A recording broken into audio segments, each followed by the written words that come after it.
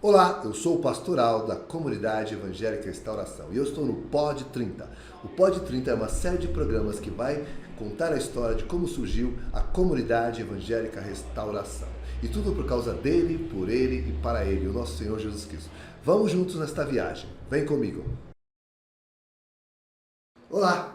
Então, estamos começando o Pod 30, o primeiro programa da série que vai contar a história da Comunidade Evangélica Restauração. Porque no mês de setembro estamos celebrando 30 anos de restauração. O que é a Comunidade Evangélica Restauração?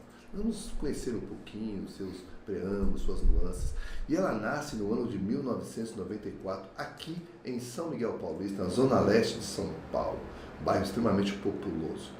E toda essa narrativa nós vamos ver aqui algumas pessoas que participaram da construção desta história.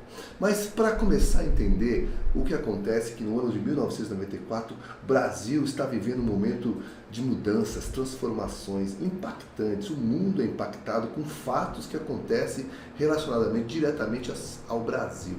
E aí você pode me perguntar o que tem a ver isso com a Comunidade Evangélica Restauração. Nós nascemos neste contexto. Em 1994, o Brasil está vindo de uma grande inflação, uma instabilidade econômica aterrorizante. E neste ano nasce o Plano Real, uma mudança, um câmbio tremendo, impactante na sociedade brasileira. E também um fato que marca o Brasil, impacta o mundo esportivo.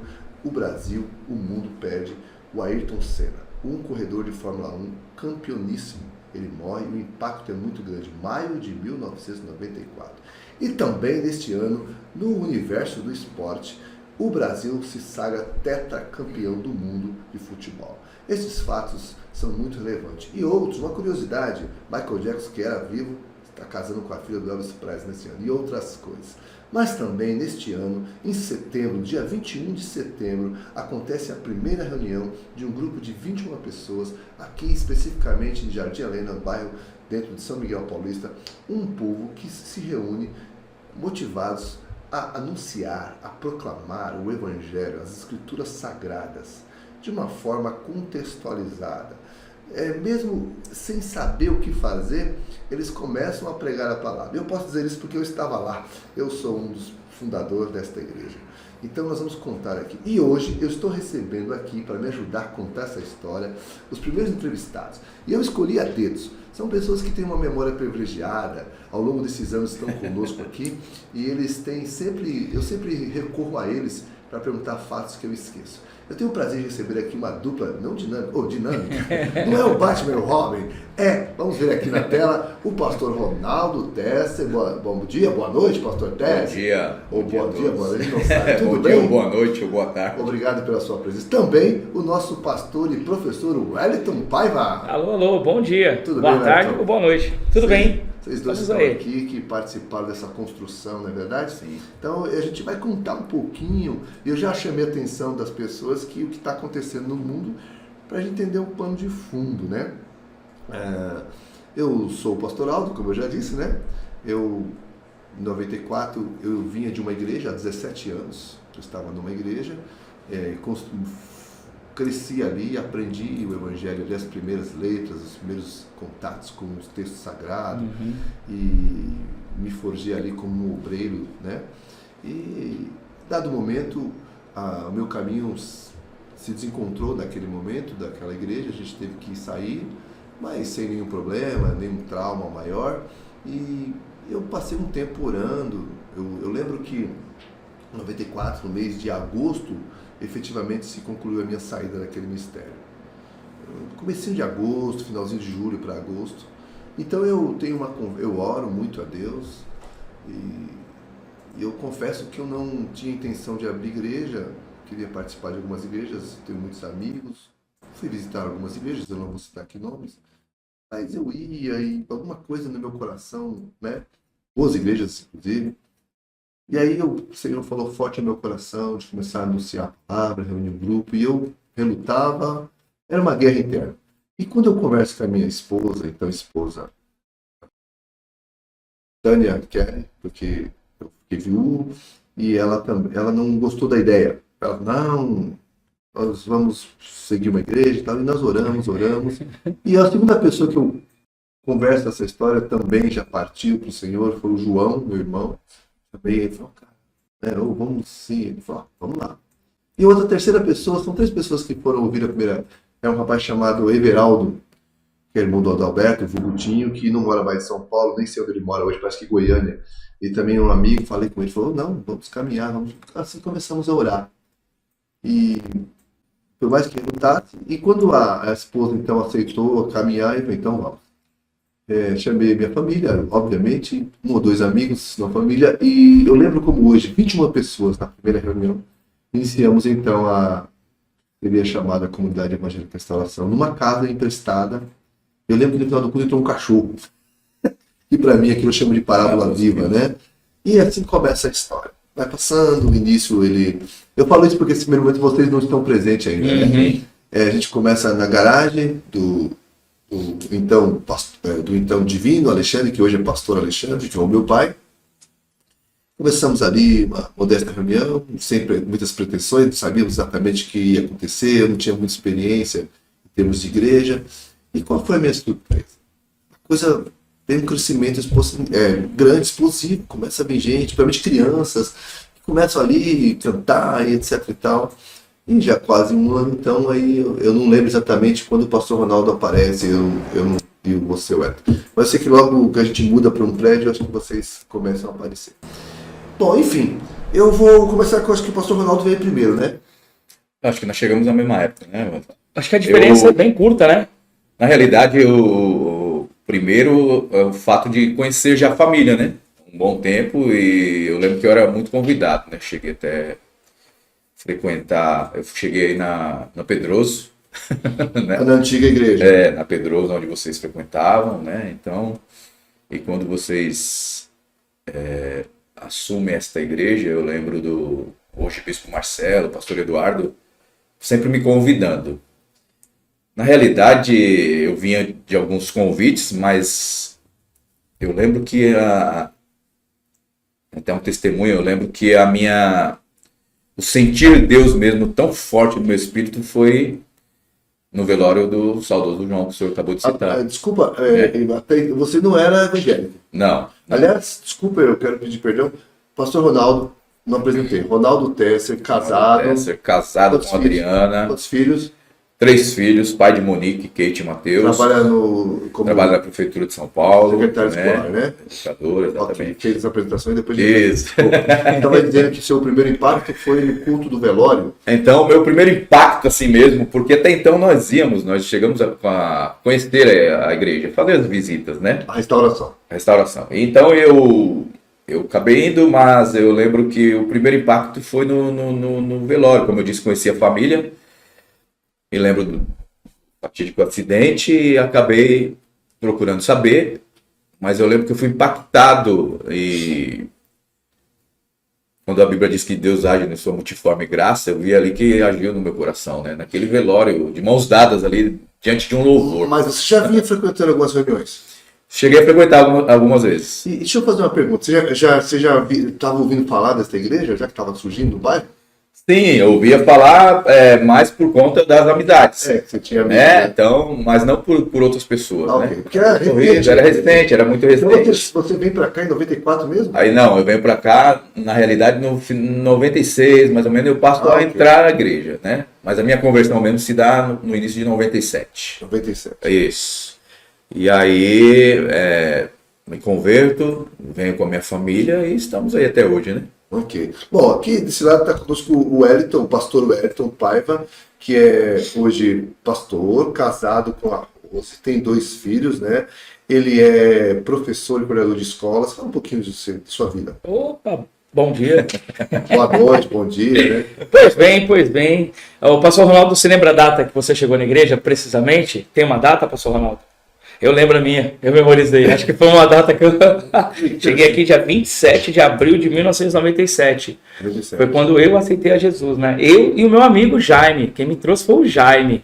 Era um domingo à tarde, nós estávamos sem fazer nada. Fala um pouquinho, primeiro, quem você é hoje, o que você faz. Eu sou professor, descobri essa habilidade pedagógica dentro do universo da igreja. Sou professor, trabalho aqui na região, já trabalhei em algumas outras escolas e também faço trabalho de coordenação. E também você empreende, você é empreendedor. Tem uma livraria que nasceu aqui dentro da igreja também. Tudo nasceu, assim, a minha vida nasceu em torno do evangelho, logo também da figura da igreja. Então você é pastor, professor e empreendedor. Empreendedor. Agora pode voltar. Só isso, não quero mais nada. Tem muita coisa. Tá faltando tempo na vida. E aí você estava falando... Aí era um domingo. O que aconteceu? Eu tive uma amiga... Você falou do velório, eu lembrei. Eu tive uma amiga que faleceu também. Ela teve um tumor. O nome dela era Valéria. Eu frequentava a casa dela e a mãe dela era evangélica. A irmã Nê. Ela fazia parte de uma igreja chamada Evangelho Eterno. E nós participamos, vivenciamos o tumor dela, a vida dela. E nos sensibilizamos. E aí a minha amiga veio a falecer. Só que quando ela falece... o que a família mais começa a falar entre si no núcleo familiar foi ela se reconciliou. Ela se reconciliou. E essa palavra reconciliação na minha cabeça não tem sentido algum. Nunca ouvi, escutei essa palavra e a sua aplicação. Mas ela estava relacionada a Jesus. Eu lembro que os salmos que reconciliou ela, olha só, cara, que coisa. Foi o Salmo 27. Que ela, no leito de morte, porque a mãe dela nos testemunhou depois. Ela falou, mãe, me reconciliei com Deus. E a minha base foi o Salmo 27, e foi uma enfermeira que orou por mim. Aí, o que aconteceu? Quantos anos você tinha? Eu tinha para 17, 18. Eu tô falando isso porque nós estamos falando hoje com o Hélio, que ele é um intelectual. Tem uma formação filosófica, e quando ele fala da palavra reconciliação, nesse momento ele não tinha esse universo, ele não tinha essa... já que eu posso dizer assim, essa aptidão cognitiva que ele intelectual tem hoje. Então essa palavra de fato era nova. Nova? E essa palavra é muito importante na história da restauração. Daqui a pouco eu falo sobre isso, por isso que eu te cortei, porque eu achei isso tremendo. Outra coisa, desculpa, que os dois têm um fato comum, essa coisa a morte. Trágico, da morte, que traz a vida. Trouxe a vida. Que legal. E aí, a mãe dela, eu já tinha escutado de muitas pessoas assim, Jesus te ama, Jesus te ama, Jesus está assembleando, Jesus te ama, a galera das outras igrejas. E eu estava indo para a casa dela, porque pós-velório nós continuamos frequentando a casa, porque nós tínhamos as outras irmãs que eram amigos comuns, e eu lembro da cena, eu entrando com a dona Né na minha frente, a gente estava na garagem, estávamos entrando, ela parou na porta, virou e falou assim, Jesus te ama. Nossa, aquilo pegou fogo. Hoje eu entendo que foi uma chama de desejo, uma chama de vontade. E ela falou, você vai na igreja comigo hoje. Não tinha como dizer não. Foi impossível.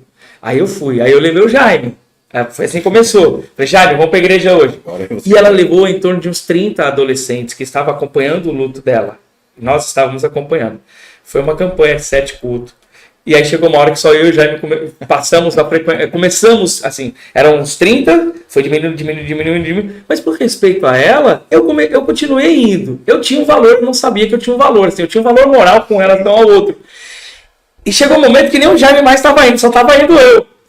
E aí o pastor fazia o apelo, quem quer aceitar Jesus? A igreja toda virava e olhava para mim e ficava assim, não vou aceitar Jesus, não vou aceitar Jesus, eu não quero. Eu olhava assim, só idosos. Eu só idoso. Falei, não, vai me descaracterizar. Vou ficar velho aqui. Aí passou um tempo, eu falei, não vou mais nessa igreja, porque eles querem que eu aceite Jesus. Eu não quero. Não sou velho para aceitar Jesus. Estávamos numa esquina, o Jaime falou assim, vamos para a igreja hoje? Eu pensei, vamos para a Universal, né? Porque lá é grande e tal. Ele falou, não, tem uma igreja de jovens aqui no bairro, de adolescentes, de jovens.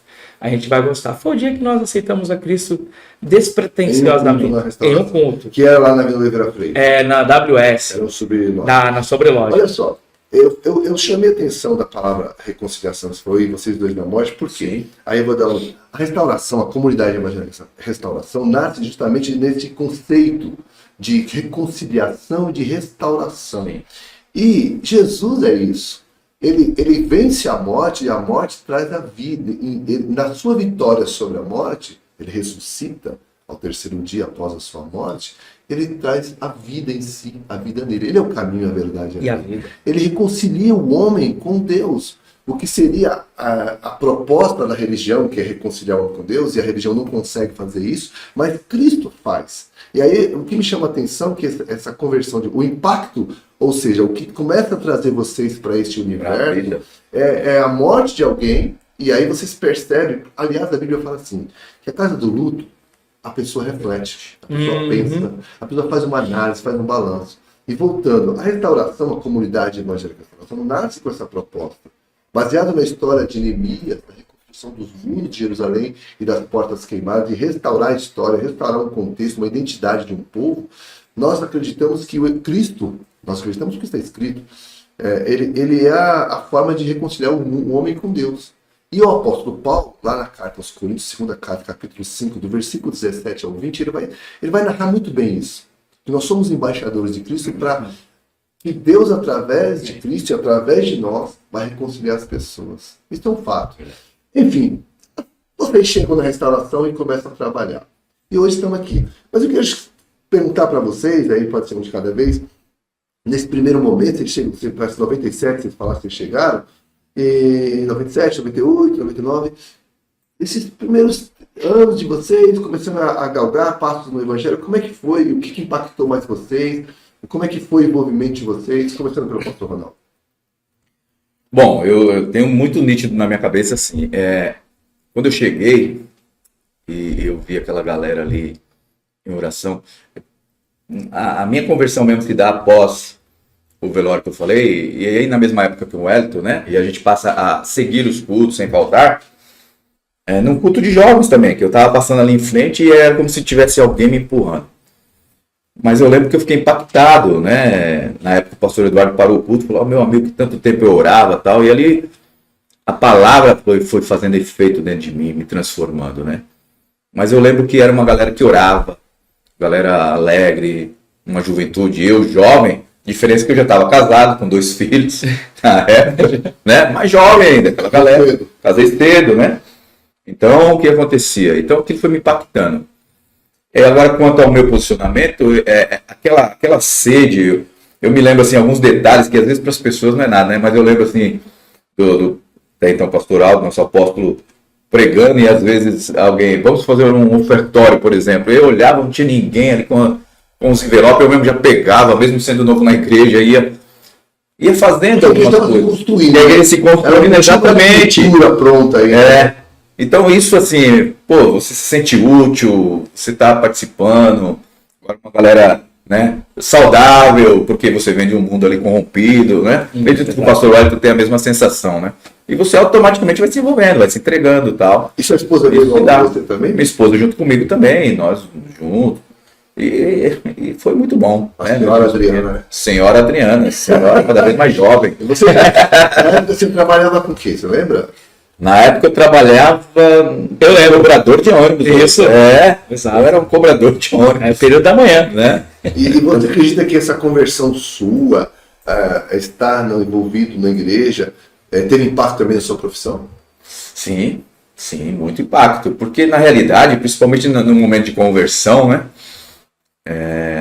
Hoje eu me cobro muito, porque nós olhamos o tempo, acredito que o pastor Wellington e outros, né, naquele momento de conversão, você se entrega de uma maneira que Chamado à noite, chamado primeiro amor, né?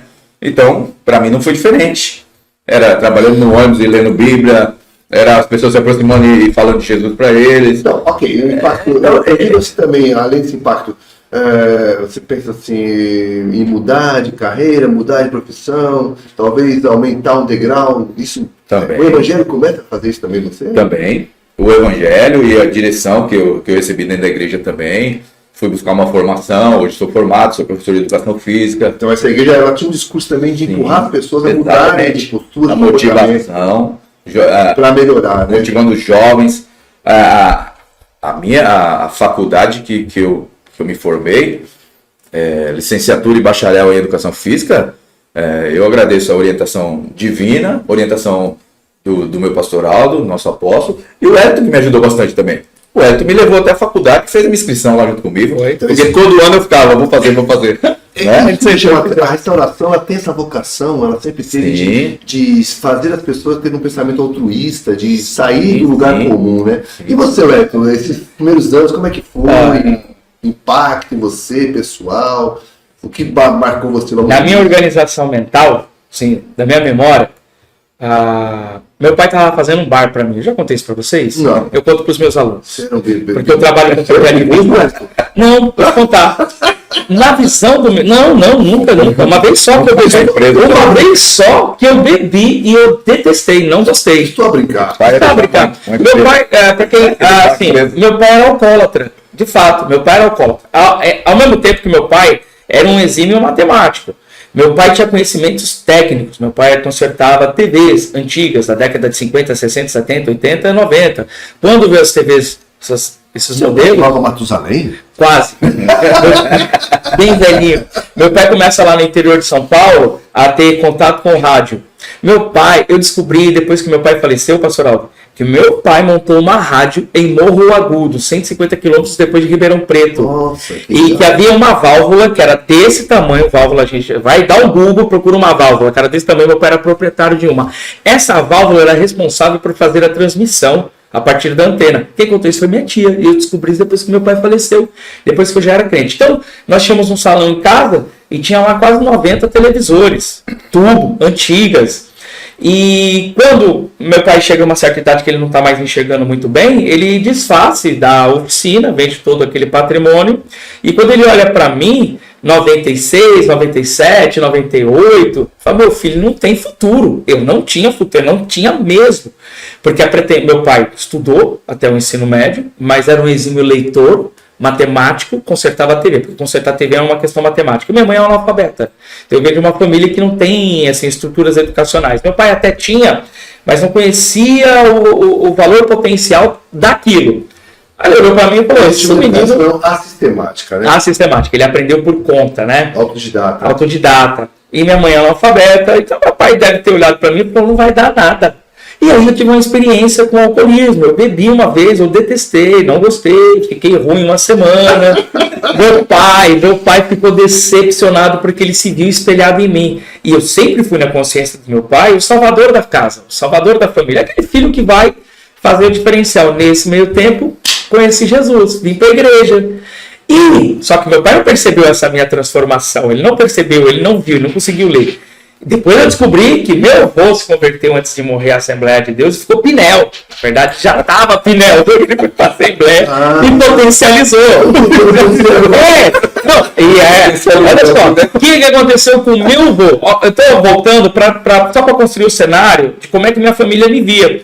O meu avô era um leitor ávido da Bíblia, compulsivo. Essa Bíblia existe até hoje, já tentei ter acesso, mas minha tia não deixa. Tia, por favor, me dê a Bíblia do vô. E meu avô lia. Então minha família teve medo dos evangélicos, porque ele se converteu numa Assembleia de Deus, ele era alcoólatra. Teve, porque ele era alcoólatra, meu avô. Ele era proprietário de terras, ele perdeu em jogo, né? Isso antes dele se converter. Quando ele se converte, ele se isola numa bolha, porque a família não entende esse universo da conversão dele. Então ele passa a pregar, ele passa a ler a Bíblia dentro de casa, e todo mundo começa a olhar para ele e dizer o quê? O vô ficou louco, viveu por pouco tempo, em seguida ele veio a falecer. Eu tenho memória do falecimento dele que eu estive lá, tive 6, 7, 8 anos. Quando eu aceito a Jesus, o que eu sou? Louco. Porque eu passo a ler a Bíblia em casa. Ou seja, você, antes de se converter, a família te olhava sem perspectiva. Nenhuma. Agora se converte. Doido. Agora a perspectiva é ser louco. Louco. Aí meu pai ficou sem norte. O que eu faço com esse cara? Meu pai começou a construir um bar para mim em casa. Bar. A minha livraria era um bar. E ele chegou, ele dialogou. Eu vou fazer um bar para ele. Porque se eu fizer um bar para ele... E eu não tinha pretensões alcoólicas. Eu não gostava de fato. Por experiência. Vendedora, né, meu? O senhor está dando uma ressignificação para a época. Melhor pintar. Eu não tinha. Louco. Meu pai começou a construir esse bar e ele faleceu no meio do caminho. Antes de ele faleceu em março, em fevereiro eu entrei na universidade. Porque aqui na igreja nós tínhamos a maravilhosa Milu. E eu me aproximei muito da Milu, e a Milu já era professora. E papo vai, a Milu, pô, você tem uma habilidade, você consegue organizar o que você fala. Sua cabeça, você tem conteúdo. Por que você não vira professor? Olha só, meu pai está fazendo um bar para mim. E a Milu me disse, você poderia ser um professor. Logo depois, e aquilo ficou martelando. Um mês depois, o senhor tinha um escritório, o senhor fazia um marketing, alguma coisa assim, o senhor produzia cartãozinhos, publicidade, que era na parte de baixo da sua casa. E um dia eu estava lá, junto com o Rafael, né? O Rafael acho que te assessorava. E aí o senhor perguntou, o que você vai fazer da tua vida? Eu estava no terceiro ano do ensino médio, ou no segundo, alguma coisa assim. E eu falei, pô, ninguém nunca me perguntou isso, meu pai tá fazendo prova pra mim. Ninguém nunca me perguntou. A Milu falou, pô, você fala bem, você podia ser um professor. Só que a Milu já veio com os 2 pés no peito, professor de língua portuguesa. Eu, não, história sim. História sim, porque a Bíblia é história. Então, eu casei uma coisa com a outra. Meu pai me faz um bar, o senhor me pergunta o que eu faria depois de terminar o ensino médio. A Milu me pergunta, me orienta, pô, você podia ser um professor. Aí eu tenho uma professora, para ser uma ação coordenada. Ela recebeu um convite de uma universidade aqui da região. Essa universidade levaria um ônibus e levaria os alunos para essa universidade para captação de alunos. E ela escolheu vários alunos e ela veio até mim. Falou, poxa, você quer ir? Eu assim, puxa, nunca fui convidado para nada, né? Eu, sim, então, eu gosto de você, vou te levar. Me levou, fui para a faculdade, vi os alunos, eu vi aquilo, falei, é o que eu quero. Eu fui casando. Cheguei em casa depois, liguei, porque era a época que tinha telefone, você discava o número das pessoas. Puxa, Milu, fui assim, assim, assim. Ela foi me motivando. No ano seguinte, eu entrei na faculdade. E aí eu avisei meu pai. Eu entrei primeiro e avisei ele depois. Falei, pai, entrei na faculdade, tem que pagar as mensalidades. Eu não tinha trabalho, não tinha pretensão nenhuma. E aí você vê isso que a igreja influenciou nesse aspecto? A igreja foi decisiva nisso. Aí meu pai falou assim, ó, vai que eu vou pagar. Morreu 3 meses depois. E como você vê a influência da igreja essa formação nova sua? A igreja exerceu uma tremenda... eu acho que a função da igreja é justamente isso. Ela atua no social, ela atua na construção de projetos e na construção de vidas. Você acha? E veja, pastor, um detalhe. Veja que não foi uma ação coordenada. Acho que não era uma pretensão coordenada. Isso era organicamente natural e certamente orientada pelo Senhor. De um nascedouro, porque ali nós temos a incipiência, o nascedouro da igreja. Enquanto ela vai nascendo, ela precisa ter o quê? Subsídios sociais básicos e necessários. Está é o meu trabalho. Está dizendo para mim, crendo, e eu creio também nisso, que o Espírito Santo começou a trabalhar para formar a igreja que ela é hoje através de vocês. Exato. O próprio pastor falou sobre faculdade também. Eu chamo a atenção disso porque a restauração tem essa vocação. Eu quero lembrar uma coisa para vocês. Eu lembro que eu estava na igreja Restauração, isso eu não lembro do ano, já não vou lembrar, sou igual o Ronaldo. E eu lembro que eu falei assim, perguntei, quem está na faculdade aqui? Eram muito jovens na igreja. Sim. Ninguém levantou a mão. Aquilo me deixou preocupadíssimo. Falei, ninguém estuda nesse lugar aqui, meu. O que vai ter essa igreja? Aí eu viro para minha esposa e falo, ó, vamos entrar na faculdade. Eu também fui entrar, entrei, Foi me muito matriculei. Você entrou acho que em 2000, 2001, alguma coisa assim. Pedagogia. Minha esposa também entra. Biologia. E aí, o que acontece?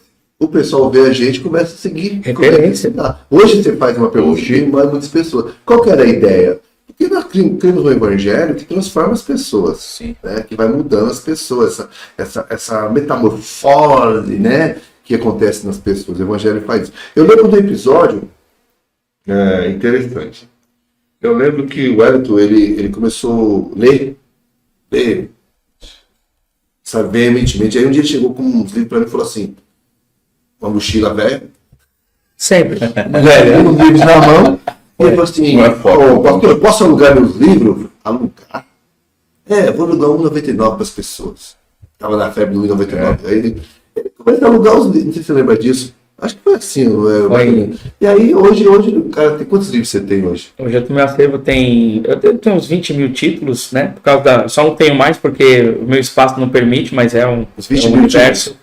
Mas assim, eu tenho um histórico de aproximadamente 120 mil livros vendidos. Olha assim. Porque eu estou há 20 anos comercializando. Tudo isso, pastor Ronaldo, é o que a proposta dessa igreja é mudar as pessoas, não só na questão dogmática, religiosa. Sim. Olha, você vai mudar de vida, vem aqui todo domingo. Não, a nossa ideia era e sempre foi e sempre será uma igreja contextualizada que vai se dar a mão para as pessoas, falar, vem, sai de onde você está e vem crescer espiritualmente, intelectualmente, emocionalmente e se tornar um homem, uma mulher, um cidadão, de fato...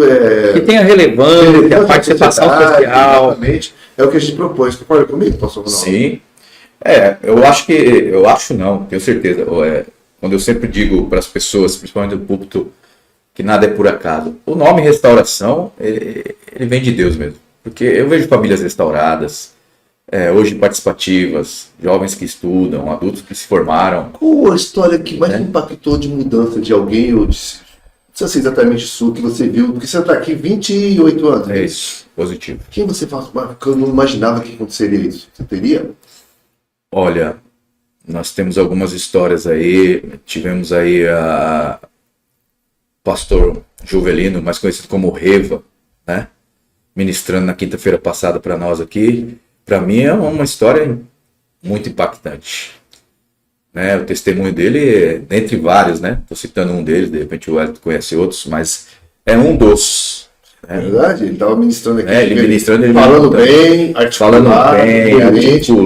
Um cara que era envolvido. Nós que vimos aquele jovem ali envolvido no mundo do crime, na criminalidade, jogado. Como ele mesmo diz, isso aí não tem jeito, né? Quantas pessoas não viram assim? Então, dentre vários. Citei ele agora porque quinta-feira mesmo ele veio até aqui, nos honrar, nos abençoar. 27 anos, você falou? 28? 28 anos. Ronaldo, quando entra aqui, 27 anos, Ronaldo hoje, nessa trajetória, lógico, acontecendo coisas boas e ruins. Sim. É um novo homem? Sim. Com certeza. É um homem mudado? Mudado. Valores diferenciados, né? Eu estou no mundo, até vir a restauração, eu estou no mundo. Os meus valores, eles não são, compactuam com a palavra de Deus. E aí a presença de Deus, a vivência do Espírito Santo habitando em mim, esta convicção, essa certeza, claro que a cada dia nós estamos aprendendo, sendo moldados ainda, né? Cada dia mais, como o senhor disse, alegrias, choros, aprendendo, enfim. Mas hoje eu vejo a estrutura, né? Os valores, entender uma palavra profética que está na Bíblia, que não precisa ninguém pôr a mão sobre mim. Né, eu tenho citado nos últimos dias, né, Salmo 128:6. E verás os filhos dos teus filhos. Hoje eu sou um avô. Pode para muita gente não parecer, mas isso para mim me irradia. Era uma promessa que estava ali. Se eu estivesse no mundo, não conheceria. Poderia achar que é um acaso, né, poder vivenciar e saber que você tem um filho criado, que você educou dentro da palavra, que você ensinou, está tranquilo. E hoje você colheu os frutos e vê os netos, para mim, de fato, né? Tá falando, eu acho assim que é fantástico. Então a palavra de Deus de fato ela é verdade, né? Lâmpada é verdade, lâmpada e luz para nós. Exatamente. Bom, você chegou aqui casado, você falou, mas não chegou aqui encalhado. Chegou encalhado. Já foi tudo aqui dentro, né? De boteco. Dama de boteco, mendigo, morador de rua, hippie, ex-drogado, não foi nada disso. Eu tava perdido. Doutor, a restauração ela faz essas mudanças, propõe isso, você se faz aqui, se constrói, se constitui sua identidade intelectual, espiritual e também familiar, né? Porque você chega aqui e constrói uma família. Exato. Hoje eu estou numa ponta confortável. Acho que ponta que eu digo, assim, essa fase da minha vida é a ponta da minha vida, mas tem uma parte anterior dela que foi sofrida. O senhor fez uma descrição histórica, década de 90, início desse século. A economia brasileira era ruim, o senhor entra na faculdade, ou em seguida o senhor vai para a FIG, eu te acompanho na FIG, porque eu acabei citando o nome da faculdade. Não consegui permanecer, foi eu, o senhor, a Tânia e o Adalberto tinham. Ele foi fazer letras, eu fui fazer história, pedagogia e a Tânia foi fazer biologia, né? Porque era a faculdade mais barata também para nós. E o hotel era muito simples, muito humilde, ele era muito mais humanizado, essa universidade aí. E a gente tinha certas dificuldades, né, a essa época. Hoje, diante de toda essa história, nosso cenário político, econômico mudou, favorece muito mais os estudos hoje do que daquilo que nós enfrentamos, né? Quando o Ronaldo uma vez, não só o Ronaldo, eu acho que eu tenho uma escadinha de várias pessoas que eu consegui ajudar, auxiliando e ir para a universidade. O Ronaldo foi um, o meu vizinho Jesus foi outro, até mesmo o Adalberto foi em casa uma vez perguntar para mim, aí, faculdade, como é? Fui ajudando, auxiliando outras pessoas que eu fui ajudando também para poder entrar. E tudo isso você associa a influência do Evangelho desse ministério. Acaba-se sendo natural, né? De a gente notar a nossa transformação de vida. E aí, aqui dentro, foi a Rose me agarrou, foi ela, não fui eu. Fique claro! Então, o Evangelho, a gente começa a mais do que essa, volto a dizer, desculpa te cortar, mais do que essa questão de ser igreja, ela se torna, a gente começa a ter um ambiente de construção de identidade, de família, de personalidade. Aí você conhece a Rose. Sim. Rose, que também vale a pena, desculpa citar aqui, que ela que chega aqui também, porque alguém convidou ela para dançar, porque ela dançava e se tornou ícone com companhia de dança aqui, né? Bom, mas aí você começa a namorar. Começa a namorar e a gente constrói uma Você olhou muito pra namorar, Wellington? Olhei na. Você tava em casa. Na verdade, quando eu vim pra igreja, a proposta do meu amigo Jaime foi: vamos lá que tem umas meninas lá. Falei, vamos. Quando chego aqui, o foco muda completamente. Que menina, o quê? Olha o que aconteceu, Jaime. A gente levantou a mão, foi lá na frente. Quando eu aceitei Jesus, a minha primeira ação não foi voltar para casa, foi procurar um outro amigo a quem eu tenho muito carinho e apreciação por ele. E eu fui até ele e falei, cara, fomos para a igreja, ouvimos isso, vão para a igreja conosco? Foi a minha primeira ação de evangelismo. A resposta dele foi, não. Eu falei, cara, meu melhor amigo falou não pra mim. Mas você certo que ele ia falar assim. Não, é porque a gente era parceiro. Esse meu amigo uma vez, arranjou uma briga na rua, quando eu vi que estavam batendo nele, eu falei, ele tá apanhando, eu vou entrar pra apanhar, pra dividir o peso da dor.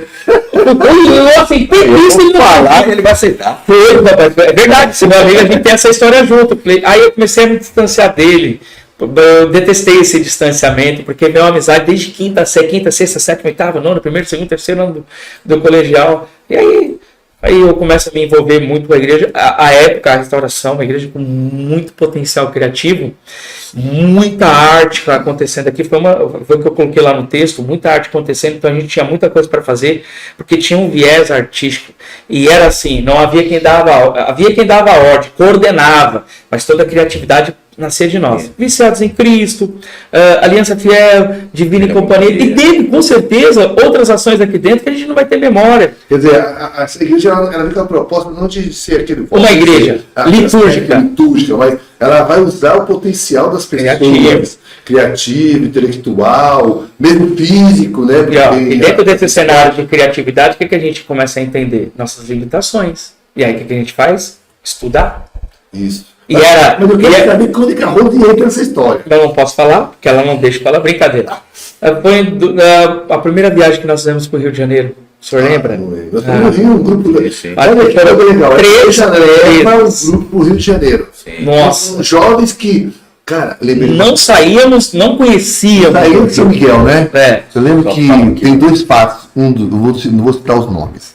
Um jovem que eu fui uma vez na praia, ele tinha 18 anos, ele nunca tinha visto a praia.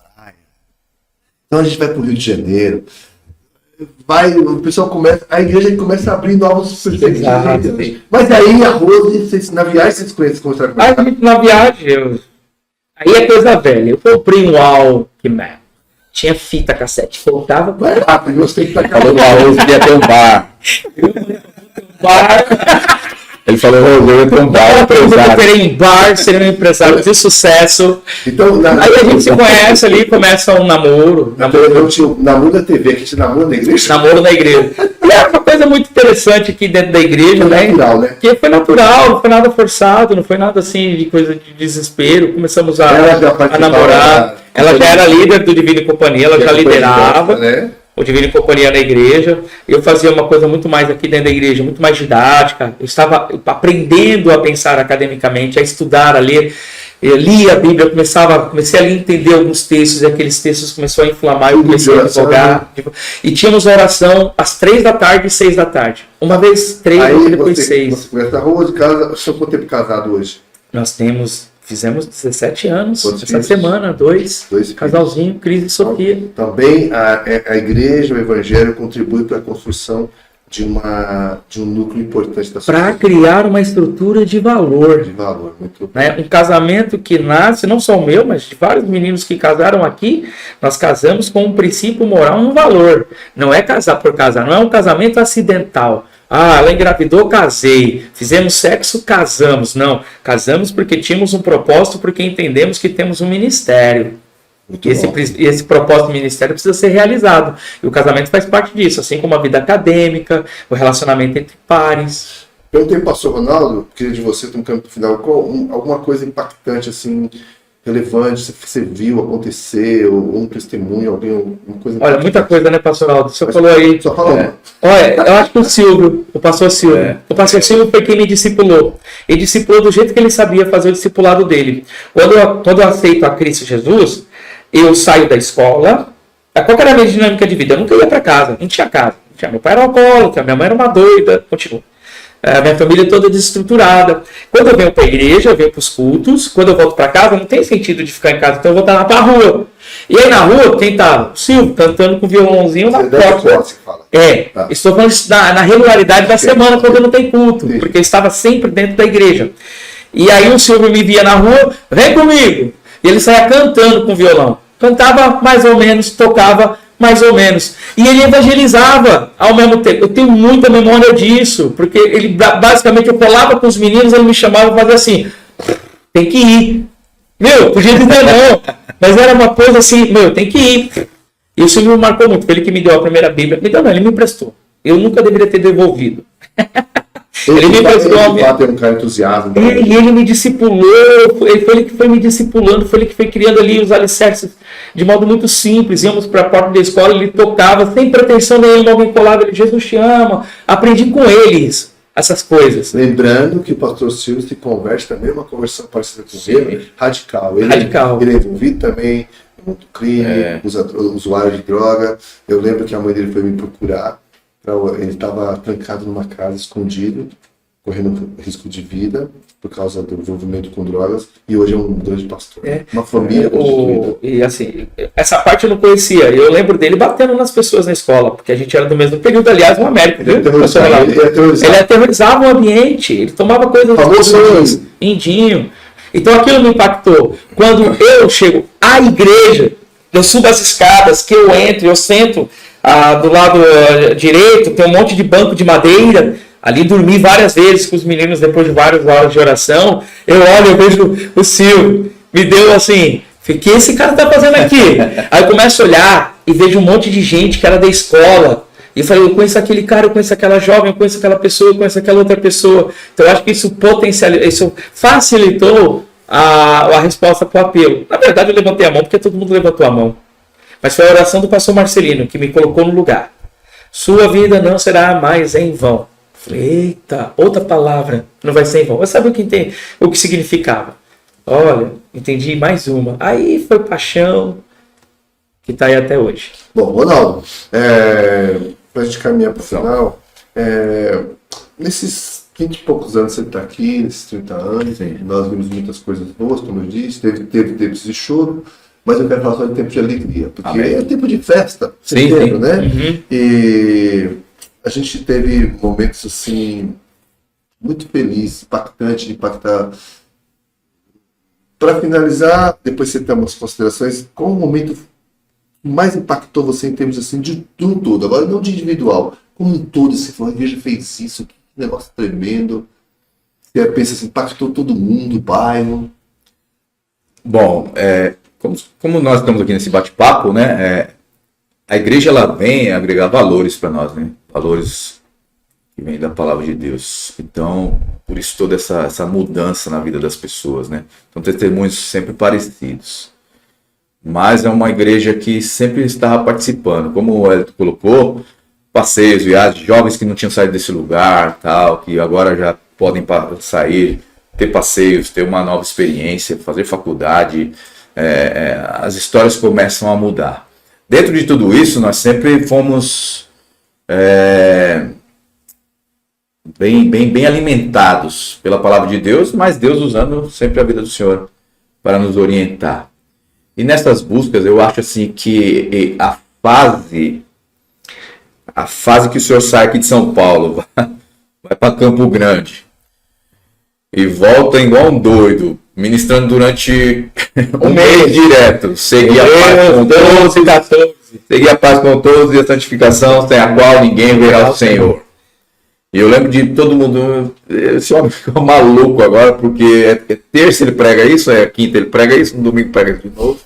E tem um negócio chamado encontro aí, que eu acho que aquele impacto, aquele momento, dentre tantos, mas só pediu para citar um, né? Eu acho que ele é um divisor, porque ao mesmo tempo que nós passamos um ano, por exemplo, 2002, muito difícil, né? Nós não vamos... É aquela fase que nós estamos ali no ano, que é 99, quando o senhor vai, a gente faz nosso primeiro encontro, 2000, 2001, multiplicação de células. Divisor de águas. É isso. Eu acho que ali 99 e 2000 é onde a gente tem o impacto do encontro, e o encontro, quer a pessoa concorde ou não, para nós, ele pelo menos naquele momento, ele causa um impacto muito grande. E todo mundo abraça a ideia, depois que o primeiro grupo vai, nós fazemos aquela, né, o nosso encontro mesmo. Aí vem célula, porque eu lembro que era essa atividade, lembra? Nós tínhamos certificado de multiplicação de célula, nasceu nova célula, bandeiras, povo vibrando, parecia torcida organizada, parecia, né, enfim, um jogo, mas algo festivo. Então eu acho que dentre várias coisas, claro, mas eu acho interno que um passo interno que eu acredito que você quer dizer que ele consolida o ministério. Isso, as pessoas procurando para participar de uma cela, as pessoas querendo, um bando de doido falando, o que é isso aí? Não, é tremendo, é tremendo. E de fato sempre buscando que as pessoas mudem de vida, mudem de comportamento para o bem. E esse impacto é onde, por quê? Para mim o que faz o impacto na igreja? Na realidade, é quando você vê o corpo se unindo mesmo. Né? Então, por isso que eu citei talvez essa experiência que nós tivemos. Porque ali você via todo um corpo imbuído numa mesma causa, todos juntos, vamos, é isso mesmo, abraçou a causa, que o meu líder falou, nós estamos juntos. Né? Dentre vários. Mas então, diga para as pessoas aí, você tem menos de um minuto para... Pastor, eu acho que eu precisaria de mais tempo para tentar e refletir sobre. Mas tem uma coisa que eu acho que que é o que vocês estão, a pergunta que são um momento, eu acho que não é só o momento, mas uma habilidade que a restauração tem, que são esse potencial artístico que nós temos de preparar a pessoa. Os meninos que, não sei qual foi a escola musical que os viciados em Cristo fizeram. Não conheço a escola musical, onde eles estudaram o cello, que tinha uma capacidade de escrever versos muito bacanas, completamente evangelísticos, a Rose, com Divina Companhia, de traçar no ar certos passos, e esse passo significar alguma coisa para alguém. De repente, para mim, nada. Mas tem uma pessoa que olhou aquele movimento e ela entendeu que Deus estava falando com ela. Como isso acontece? É milagre de Deus. Eu não sei como metrificar isso. Eu acho que nossa igreja tem potencial. Depois veio a Arena, depois veio outras ações e atividades. Eu precisaria de caneta e papel para organizar essa coisa que funciona na minha cabeça. Então, assim, eu teria uma dificuldade de falar de um momento específico, mas de uma habilidade que nós temos específica, que é essa: criação, criatividade. E essa habilidade, ela é uma característica intrínseca, explícita em Deus. Porque o Senhor Deus é o Criador. Ele é uma capacidade de inovar. Então, quando o homem descobre um evangelho que não coloca nele um peso dogmático, religioso, de regras, mas coloca nele a possibilidade dele se enxergar em Cristo como nova criatura em Cristo, ele começa a ter o DNA de Deus, que é a capacidade de criar e usar essa criação para abençoar ele e aos outros, através da arte. E note, um povo que num primeiro momento, hoje nós temos pessoas como vocês que têm uma formação acadêmica, que não tinha formação. Você citou os músicos. Nós temos um grande músico que caminha conosco, hoje em outro lugar, o Cleito, que é autodidata, e é um músico altamente capacitado. Depois vem os viciados, que no momento que não tinha mídia, gravam um CD, viciados em Cristo é um grupo de pagode. Nós temos a Divina Companhia, que também não tem formação acadêmica e traz temática, né? Traz uma expressão de habilidade tremenda. Perdão. Então isso de fato refletir a glória de Deus. É criativo. Deus é criativo. Criatividade. Ele criou todas as coisas. A poesia, o texto, a arte, a música, o desenhar. Olha, Itália tem um quadro famoso do Miguel Ângelo, que é na Capela de Sistina, né? Que vê lá a expressão da arte. E tudo isso é restauração. Restauração nasce com essa vocação. E olha uma coisa que a gente consegue identificar nessa conversa aqui, né, pastoral? Olha só. Nós temos potencial criativo no processo de escrita. Música. O senhor falou do Cleiton, mas eu lembrei do Vandinho. Helder Mota. Outros meninos que passaram aí, que ao pegar uma caneta compuseram as próprias canções, que são expressão da identidade da igreja. Desculpa, eu estava fora da igreja aí, fui viver fora um tempo do país, mas o último ano que eu soube, uma peça aqui musical escrita por um dos meninos. Aqui. Vandinho. Fantástica. É incentivar isso. E isso tudo eu quero associar, MT, por causa dele, por ele. E para ele. Quando nós somos a identidade de Cristo, nós começamos a atuar na vida. seja como artista, como padeiro, como cozinheiro, como motorista, não interessa, isso que é importante. Bom, o nosso tempo, ele, né, a gente precisava ter um dia, né, para falar muita coisa, Verdade. até fixar um pouco coisa. Uma coisa que a gente tem que falar. Eu acho que a Arena é um impacto muito grande, que envolve já uma geração nova, que chega aí, Lucas, Rafael, Sim. e etc, etc, etc. Mas também temos a corrida. A gente faz Que uma corrida acontece de em rua. 2016. Eu acho que sim, eu sou ruim de data. O que nos leva a fazer isso? Quando eu começo a correr, eu percebo que o Brasil, o primeiro esporte mais popular não é o futebol, é a corrida. Corrida. Que movimenta uma indústria econômica, mas não foi uma motivação, foi econômica, eu percebi. É uma maneira de ser democrático e impactar as pessoas com custo baixo. E aí a gente faz a primeira corrida, faz a segunda, ia para a terceira e veio a pandemia. Então a gente parte para isso também. Bom, gente, eu queria ficar com vocês, mas eu preciso terminar. Queria agradecer a vocês, não só por estar aqui hoje, mas porque vocês contribuem para construir isso. São pessoas que enchem meu coração de alegria, de orgulho, como outros que não estão mais aqui, mas também da mesma forma. Me sinto honrado de tê-los juntos, colaboradores que fazem isso. E quem sabe a gente escreve um livro a 6 mãos para contar essa história. Sim. Livro, as pessoas poderem ler, né, contar episódios. Tem outros episódios. Tem bastante história. Tem Toreto, Bastante, bem engraçado, que a gente vai contar. Eu queria agradecer muito a vocês. Deus possa abençoá-los, enriquecê-los. E os próximos 60 anos possamos fazer muito mais e deixar um legado para os nossos filhos. Amém? É isso aí, pastor. Isso aí. Muito obrigado. Eu que agradeço. Deus abençoe vocês. Obrigado. Juiz, Wellington, tá? Obrigado. Muito obrigado. Vou voltar pro meu bar. O bar da restauração? É o Bar Libras. Deus abençoe. Até a Amém. próxima. Grande abraço a Deus todos. abençoe.